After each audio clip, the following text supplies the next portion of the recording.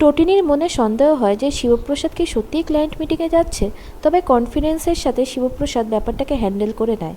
লাট্টু বলে যে সে বড় হয়ে পুলিশ অফিসার হতে চায়, স্পেশাল ব্রাঞ্চে চাকরি করতে চায়, ঠিক পরশুরামের মতো।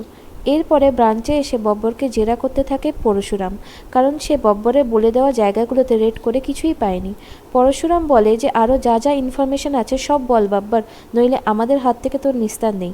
বাকি অফিসারদের থেকে 3rd ডিগ্রি খাওয়ার পরে বাব্বর গড়গড় করে সব বলতে থাকে। পরশুরাম ঠিক করে যে জিৎ আর কর্ণের ডেরায় খুব সিক্রেটলি আমাদের এই অপারেশনটা চালাতে হবে।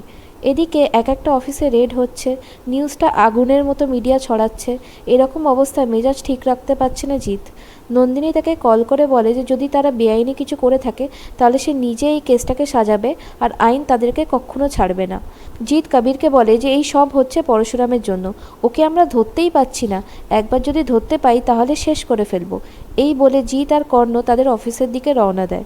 আরাধ্যা তাদের এই বেআইনি কার্যকলাপের ব্যাপারে জানতো না, তাই তার মনে সন্দেহ হয় যে ছোটকা আর কবির এত ঘাবড়াচ্ছে কেন। এদিকে পরশুরাম বাড়িতে আসে আর বাচ্চাদের সাথে খুনছুটি আর টটিনির ভালোবাসায় মগ্ন হয়ে যায়।